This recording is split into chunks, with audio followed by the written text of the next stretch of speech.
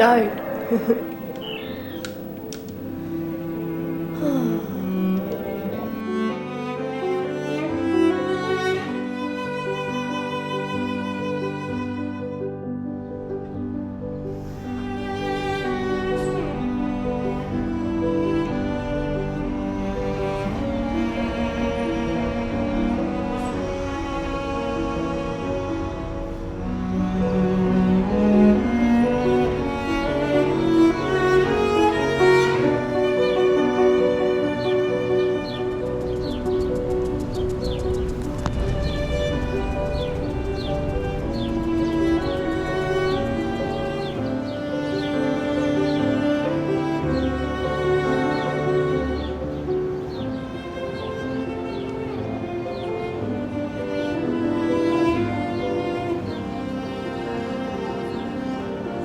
The park is definitely glowing from the morning.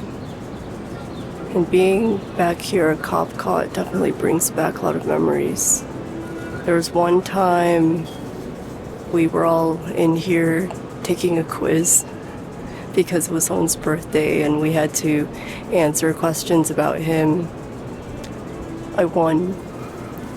And then afterwards we went to Midtown to someone's terrace, and I remember that I was just standing there in the terrace and there were lights all around us. And that's important because one of my friends came up to me and he kept asking over and over again if I was crying. And I said, no, I'm not crying. Actually, my eyes are extremely, extremely dry. And he said, no, you're definitely crying. And it turns out that, first of all, I have brown eyes that reflect the light a lot at night. And maybe from slight movement in my face, it looked like I was crying. I wasn't. But after being asked about 10 times if I was crying, I realized that deep down I was extremely sad. And I think I was sad a lot in my 20s, late 20s. And one of the places that always brought me back from that feeling was just coming out here and listening to the birds, listening to the leaves moving, and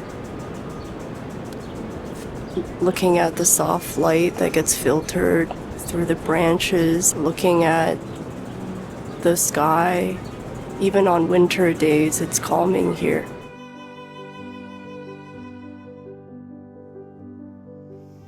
I was trying really hard to get away from my smartphone lately, and I ended up getting a flip phone, which is right here. And the reason is, for the last 13 years, I've had an iPhone, and I realized that I spend about 2 to 8 hours a day on my iPhone, which means that in the last 13 years, I've spent about 19,000 hours on a smartphone, which I would like to get back in the next 13 years, and I would like to not browse Reddit so much, I guess. So then I was just looking everywhere for VHSs as a way to just have entertainment that was disconnected from the internet. So Matt and I went to the library because the website said they had VHSs, and they didn't have any at all. But they told us to go to the Special Collections, which was in the same building. This was in Upper West Side. And we got there, and they asked us to make a special account, which was really easy. The librarian said that we could watch something, but we had to tell her what it was, which is fair.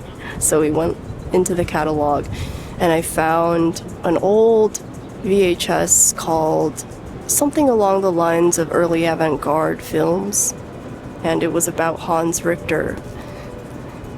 The funny thing is, she said, yes, you can watch it immediately, however, you have to sit at a monitor. So you just go to a desk, you sit at a monitor, you put on your headphones, And the monitor is connected to a secret room in the basement that you're not allowed to go see that has all the tapes. And there is a literal guy in the basement of this library building who finds the tape and plugs it in the right way. And you can only talk to him. I'm serious, this is real. You can only talk to him through a custom user interface on this old Windows XP monitor where you type into a window and it doesn't give you any feedback about whether it was sent, and you trust that it was sent to the guy in the basement, and he can message you back and let you know that the tape is ready and you have control and you can press play, etc. So we watched half of it because we ran out of time and the library was closing.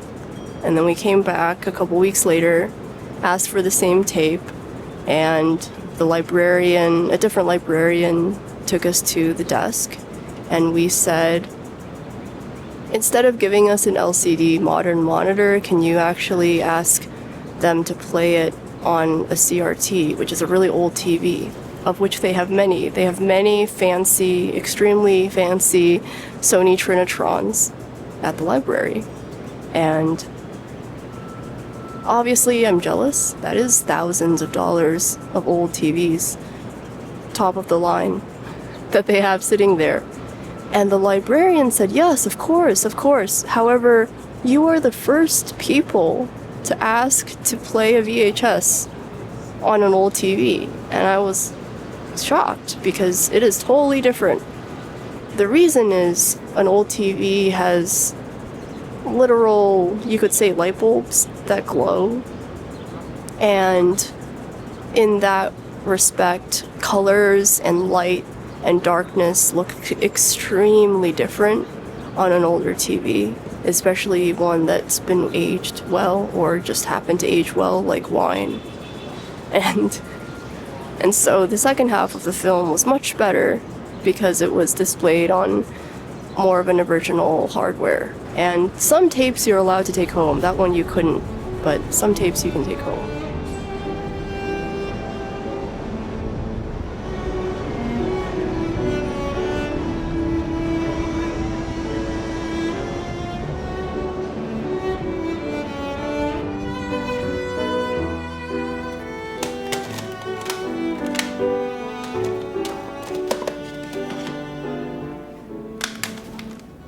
There's a song on this album called This River is Wild, and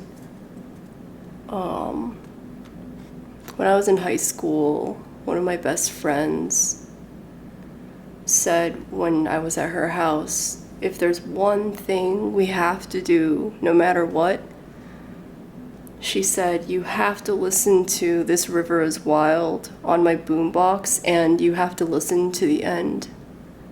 This River is Wild is not a famous song, relatively speaking. The Killers are much more famous for Mr. Brightside and When You Were Young. When You Were Young is on this album. She said This River is Wild is this relatively loud alternative rock song. And the surprising thing is at the very end it gets really quiet and contemplative. And at the very end, the singer uses some interesting wordplay, and he's talking about a merry-go-round. He says, and the merry goes round. So the lyrics go, the circus and the crew, well, they're just passing through, making sure the merry still goes round. Something about that in an instant made the Killers my favorite band. And I've always really liked their sound, and ever since I heard that song on the boombox, I just knew that I would like the rest. And I don't know much about them. I never really followed them as people. But I do think it's funny that they did pretty well in England, but they're actually from the western part of the United States and started performing in Las Vegas. I guess you never know where your audience will be. We have this Sublime CD, which is really good. I like doing Time. I also like the Lana Del Rey version of it. However, this is actually a lot better on vinyl. There are a lot of layers of sounds that you can hear on vinyl, and I really recommend that because it makes everything a million times better, and you can really hear the genius level of music production that went into these songs on vinyl. The Beatles are really good on Apple Music though. Whatever Steve Jobs did, he made the Beatles sound really, really good on Apple. And then, obviously, maybe obviously is the wrong word, but this is one of my favorite albums. It's actually kind of like two albums in one because there are twice as many songs as a real album. I like pretty much every song on here. There's something really cool about a friend showing you a really good song, and you just never forget it. I think the same goes for movies too, because they're always made to make you feel something, and when you feel something, no matter what that feeling is, it's pretty hard to forget. I really miss my friend who showed me The Killers. I hope she's doing well.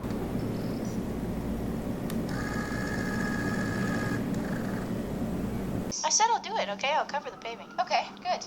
Well then, I guess that's it.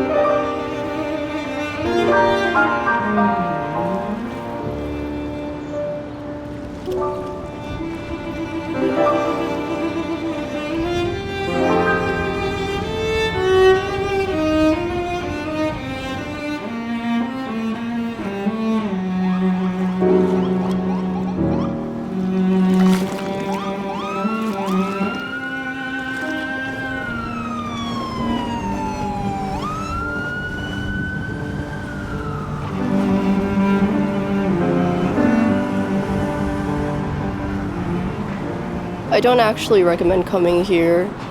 It smells a little better in other parts of the city, but I like coming here anyway because pretty much no one comes here. As it gets closer to nighttime, the lights in all of the buildings get brighter and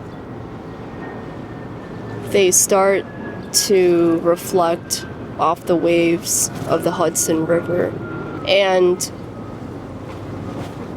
I like to think about or listen to this piano piece called Clair de Lune, which means moonlight.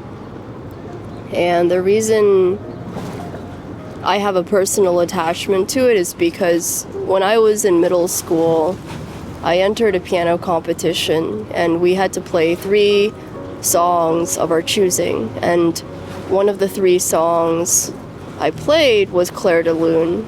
I really wanted to do well, and leading up to that day, I had spent every possible second I could practicing my 3 pieces, and the day came. I was terrified, petrified, and I remember walking into this room with just a single upright piano and the judge, and I handed her my piano books.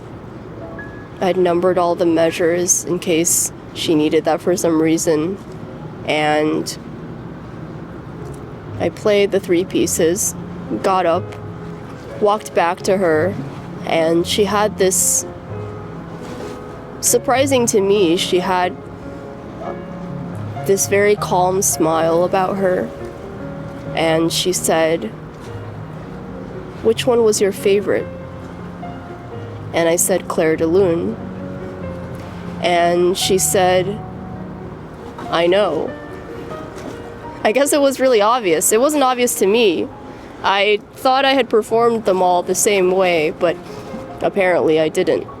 That piece really somehow glistens like the moon, and it moves dynamically, a lot like This River is Wild. It moves from one line to the next, from one beat to the next, as if you're walking or running, but you're definitely not still. Just as the waves are coming and going, this piece is comforting like that. And at the same time, it also feels warm enough to remind me of my good friends and to remind me that life is still beautiful, to remind me that there are still good things. And I hope it's comforting for you too. And as the day turns into the nighttime, if you ever need something, I guess that's one of those things that's always there for you.